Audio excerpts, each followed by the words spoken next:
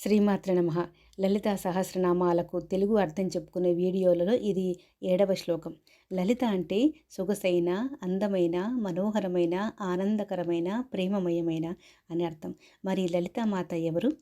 ఈమె జగన్మాత. ఈ జగన్మాత ఒక్క చిటిక వేస్తే చాలు ఖగోళాలు వచ్చి ఆమె ముందు జీ హుజూర్ అంటాయి. అటువంటి జగన్మాత గురించి నేను వర్ణిస్తున్నానండి. ఇది నా సాహసం కాదా? సాహసమే, కానీ నా మనసొప్పుగా వర్ణిస్తున్నాను. మీ అందరి ముందు ఉంచుతున్నాను. ఆశీర్వదిస్తారని అభిలషిస్తున్నాను, ఆకాంక్షిస్తున్నాను. ఇవాళ 7వ శ్లోకం. నవచంపక పుష్పాభనాసాదండ విరాజిత తారాకాంతి తిరస్కారి నాసాభరణ భాసురా. చంపక అంటే సంపెంగ పువ్వులు పసుపు, తెలుపు, ఆకుపచ్చ వర్ణాల్లో ఉంటాయి కదా. ఇక్కడ పసుపు వర్ణంలో ఉన్న సంపెంగ పువ్వుని తీసుకున్నారు. అప్పుడే వికసించిన సంపెంగ పువ్వు నవనవలాడుతూ తేటగా ఇదిగో ఇక్కడ చూపిస్తున్నట్లు ఉంటుంది. మా తోటలో అందుకే పెంచాను సంపెంగ పువ్వుల్ని అమ్మకు నిత్య పూజ కోసం. ఇదిగో చూడండి.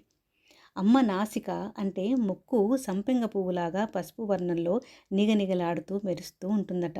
అంటే అమ్మ మేని ఛాయ పసుపు వర్ణంలో ఉంటుంది కదా. అందుకే కదా మనం గౌరీమాతను పసుపుతో చేస్తాం. మరి అమ్మ నాసిక యొక్క ప్రకాశం ఎలా ఉంటుందట? తారాకాంతి తిరస్కారి నాసాభరణ భాసుర. ఆకాశంలో ఉన్న తారల యొక్క కాంతిని తిరస్కరించేలా ఉంటుందట. అమ్మ తన ముక్కుకు ఉన్నటువంటి ముక్కు పుడక కాంతి, పుడక అనే పదం చాలా చిన్నదిగా అనిపిస్తుంది నాకు ఇక్కడ. అమ్మ ధరించిన నాసాభరణం యొక్క కాంతి నక్షత్రాల కాంతిని మించి ఉందట.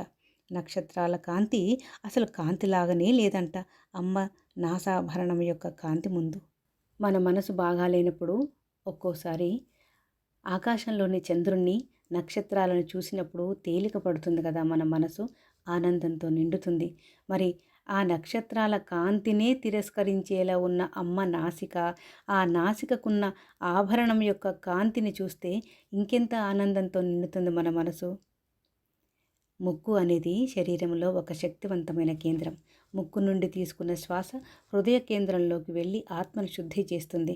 అంటే మన శ్వాస ఎల్లవేళలా ఆ జగన్మాతని ధ్యానించాలి. శ్రీమాత్రే నమః.